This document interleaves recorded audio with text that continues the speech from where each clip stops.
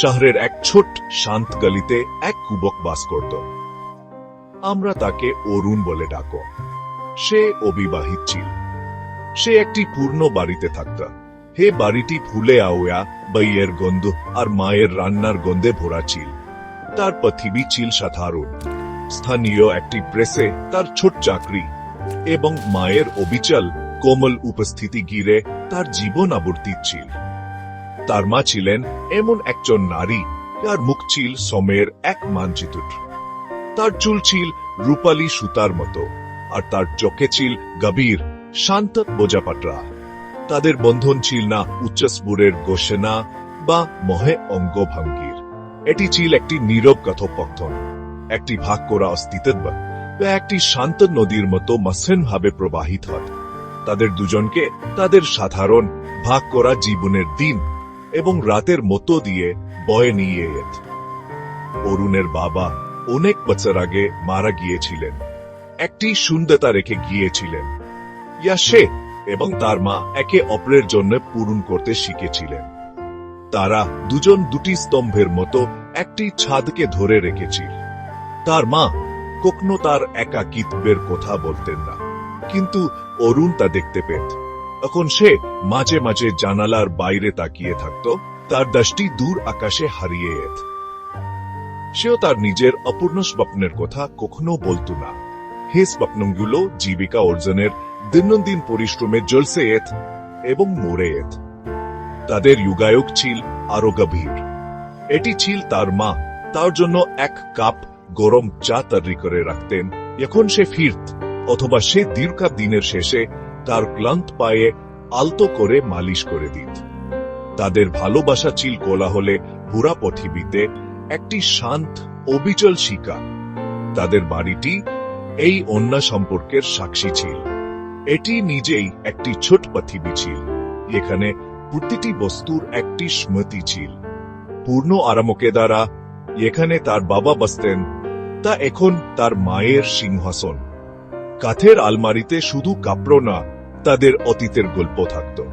অরুণ প্রায়ই তার জীবন নিয়ে ভাবত, সে কি একাকী ছিল?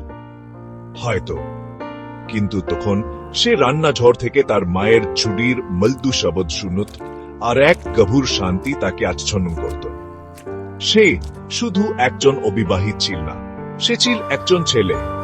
আর এই ভূমিকায় সে এমন এক উদ্দেশ্য খুঁজে পেয়েছিল, তার যুবক অস্থির দিনের হে কোনো উচ্চাকাঙ্ক্ষার চেয়ে বেশি গুরুত্বপূর্ণ মনে হয়েছিল।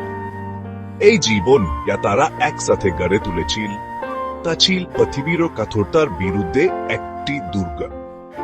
তার বন্ধুরা প্রায়ই তাদের নিজেদের পরিবার, তাদের স্ত্রী ও সন্তান, তাদের নতুন ফুলার এবং আধুনিক জীবন নিয়ে কথা বলত।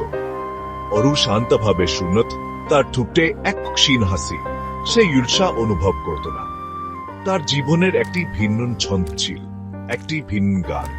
এটি ছিল তার মায়ের মধুভাষী কথা, তার সাধারণ ডাল ভাতের স্বাদ এবং তার ভালোবাসার অবিচল নিশ্চয়তা নিয়ে গড়া একটি গান।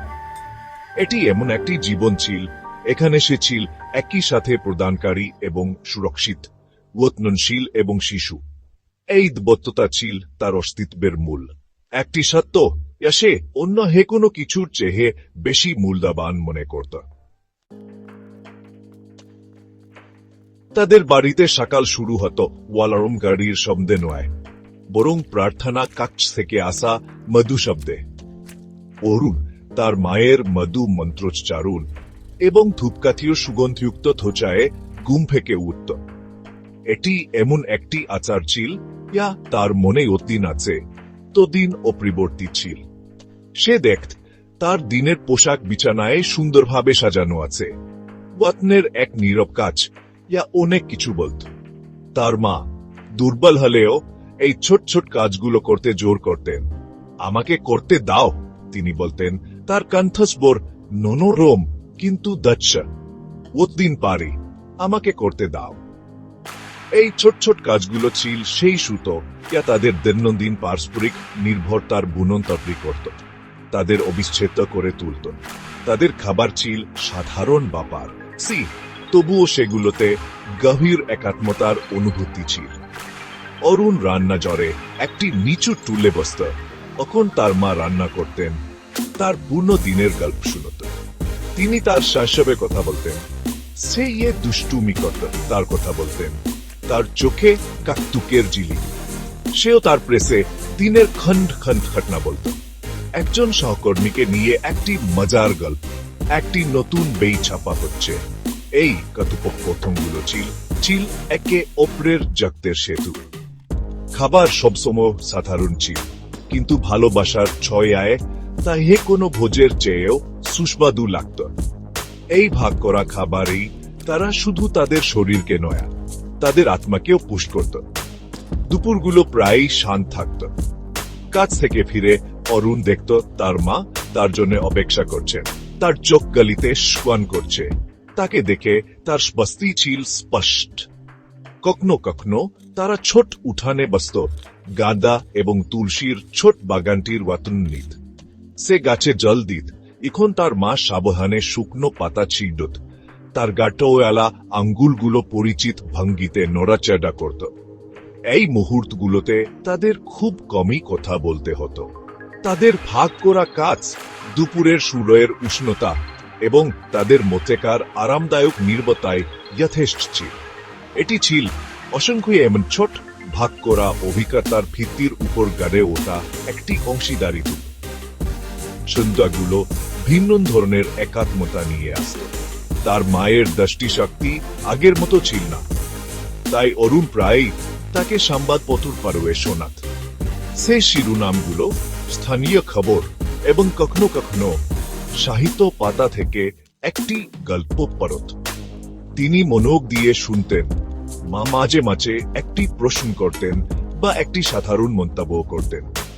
এই সাধারণ পড়ার কাজটি একটি প্রিয় আচারে পরিণত হয়েছিল, তার জন্য বাইরের জগৎকে তার কাছে নিয়ে আসার একটি উপায়। এটি প্রমাণ করত তারা কিভাবে একে অপরের প্রয়োজনের সাথে খাপ খাইয়ে নিয়েছিল। তাদের জীবন পারস্পরিক সমর্থন এবং অব্যক্ত স্নেহের এক নতে জড়িয়ে গিয়েছিল, বহু বছর ধরে নিখুঁতভাবে তারই একটি ছন্দ। এমন দিনও ছিল যখন অরুণের কাঁধে পৃথিবীর ভার ভারী মনে হতো। কর্মক্ষেত্রে সমস্যা, আর্থিক চিন্তা অথবা কেবল একাকিত্বের নীরব ব্যথা তার হৃদয়ে ছায়া ফেলত। সে বাড়ি ফিরত, তার মুখ ক্লান্ত ও বিষণ্ণ। তার মা তার অদ্ভুত অন্তর্দৃষ্টি দিয়ে তাৎক্ষণিকভাবে তা বুঝতে পারতেন। তিনি কোনো প্রশ্ন করতেন না বা ঘাটাতেন না, বরং তিনি আলতো করে তার মাথায় হাত রেখে বলতেন, সব ঠিক হয়ে যাবে, হিসবর আছেন। তার স্পর্শ, তার বিশ্বাসের সাধারণ কথাগুলোর এক জাদুকরী গুণ ছিল। সেগুলো তার কষ্টবিক্ষত আত্মার উপর মল্লমের মতো কাজ করত, এক আশ্বাস দিত সে তার সংগ্রামে একা নয়। তার উপস্থিতি ছিল তার রাষ্ট্রে। এক বছর বর্ষাকালে তার মা গুরুতর অসুস্থ হয়ে পড়েন। বৃষ্টি তাদের পূর্ণ বাড়ির উপর আছড়ে পড়ছিল, আর বাইরের পৃথিবী অরুণের হৃদয়ের অস্থিরতাকে প্রতিফলিত করছিল বলে মনে হচ্ছিল। সে তার বিছানার পাশে বিনিদুর রাত কাটাত, তার জ্বর পরীক্ষা করত, তাকে ওষুধ দিত আর কেবল তার শ্বাস প্রশ্বাস দেখত। সেই দীর্ঘ অন্ধকার ঘণ্টাগুলোতে সে তার উপর তার নির্ভরতার ভয়ঙ্কর গভীরতা উপলব্ধি করেছিল। তাকে ছাড়া জীবনের চিন্তা ছিল একটি কালো বিশাল গর্তের দিকে সে তাকাতে পারত না। সে এমন তীব্রতার সাথে প্রার্থনা করেছিল যা সে আগে কখনো অনুভব করেনি। যখন তিনি অবশেষে সুস্থ হতে শুরু করলেন, তখন বস্তি তাকে আচ্ছন্ন করেছিল। তা এত বিশাল ছিল তাকে তার অশ্রু লুকানোর জন্য বৃষ্টির মধ্যে বাইরে যেতে হয়েছিল। একটি মর্মস্পর্শী সম্মতি তার প্রায়শই মনে পড়ত। কয়েক বছর আগে তার অন্য একটি শহরে একটি ভালো বেতনের চাকরি পাওয়ার সুযোগ এসেছিল। সে প্রলুব্ধ হয়েছিল। এটি একটি ভিন্ন জীবন গড়ার সুযোগ ছিল। একদিন সন্ধ্যায় সে তার মায়ের সাথে বিষয়টি উত্থাপন করেছিল। তিনি শান্তভাবে শুনেছিলেন। তার মুখ ছিল অপার, দীর্ঘাগ্নিরতার পর তিনি কেবল বলেছিলেন, ভাও, যদি এটা তোমাকে খুশি করে, আমাকে নিয়ে চিন্তা করো না, আমি সামলে নেব। কিন্তু অরুণ তার চোখে ভয়ের ঝলক দেখেছিল, তার কণ্ঠে সামান্য কাঁপুনি। সে দেখেছিল তার একাকী পূর্ণ বাড়িতে থাকার ভবিষ্যৎ। সেই রাতে সে তার সিদ্ধান্ত নিয়েছিল। সে একটি বড় বেতনের চেয়ে তার মায়ের হাসি বেছে নিয়েছিল, একটি নতুন শহরের অনিশ্চয়তার চেয়ে তার উপস্থিতির আরাম বেছে নিয়েছিল। সে কখনো এর জন্য অনুতপ্ত হয়নি। তাদের ভালোবাসা ভাগ করা আনন্দগুলোতেও প্রকাশ পেত। যখন অরুণ কর্মক্ষেত্রে একটি ছোট বোনাস পেয়েছিল, তার প্রথম চিন্তা ছিল তার মায়ের জন্য একটি নতুন শাড়ি কেনা। যখন সে তাকে শাড়িটি দিয়েছিল, তখন তার মুখে এ বিশুদ্ধ আনন্দ ছিল, তা বোনাসের চেয়েও বেশি মূল্যবান ছিল। পরের দিন তিনি মন্দিরে আওয়ার সময় এটি পরেছিলেন। তার পদক্ষেপগুলো একটু হালকা, তার হাসি একটু উজ্জ্বল। তিনি প্রতিবেশীদের দেখিয়েছিলেন, তার কণ্ঠে গর্ব ভরে, আমার ছেলে এটা আমাকে কিনে দিয়েছে। অরুণের জন্য আনন্দের এই ছোট ছোট মুহূর্তগুলো ছিল তার জীবনের ধন। সেগুলো ছিল এই নিশ্চিতকরণ হে তার সাধারণ নিবেদিত জীবনের একটি গভীর এবং সুন্দর অর্থ ছিল, এমন একটি অর্থ যা তাকে জীবন দানকারী নারীর সুখের মতকে নিহিত ছিল। বছর পেরিয়ে গেল, তার মায়ের চুলের রূপালী রং তুষারের মতো সাদা হয়ে গেল, আর তার পদক্ষেপগুলো ধীর হয়ে গেল। অরুণের নিজের চুলের দুপাশেও পাক করতে শুরু করল। বাইরের পৃথিবী দ্রুত গতিতে পরিবর্তিত হতে থাকল, কিন্তু তাদের ছোট বাড়ির ভেতরে সময়ের এক কোমল প্রেমময় ছন্দে এগিয়ে আসছিল।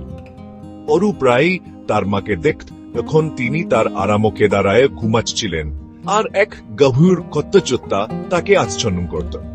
তিনি ছিলেন তার নহর, তার ধ্রুবতারা। এমন এক পৃথিবীতে প্রায়শিক স্থায়ী এবং অনিশ্চিত মনে হত, তার ভালোবাসা ছিল একমাত্র স্থায়ী জিনিস, একমাত্র সত্য যা সে কোনো সন্দেহ ছাড়াই আঁকড়ে ধরতে পারত। সে প্রায়শই এই বন্ধনের প্রকৃতি নিয়ে ভাবত, এটি কেবল কর্তব্য বা দায়িত্বের চেয়ে বেশি কিছু ছিল। এটি ছিল এক গভীর আধ্যাত্মিক সংযোগ, ইয়া শব্দের ঊর্ধ্বে ছিল। এটি ছিল এই জিনিস বস্তি, সেই অতবারই বোর্ড হোক বা হঞ্চট খাক, পৃথিবীতে একজন মানুষ আছে হে তাকে নিঃশর্ত ভালোবাসা দেবে। তার কোল ছিল তার প্রথম বাড়ি, এবং অনেক দিক থেকে তার উপস্থিতি তার চূড়ান্ত আশ্রয়স্থল ছিল।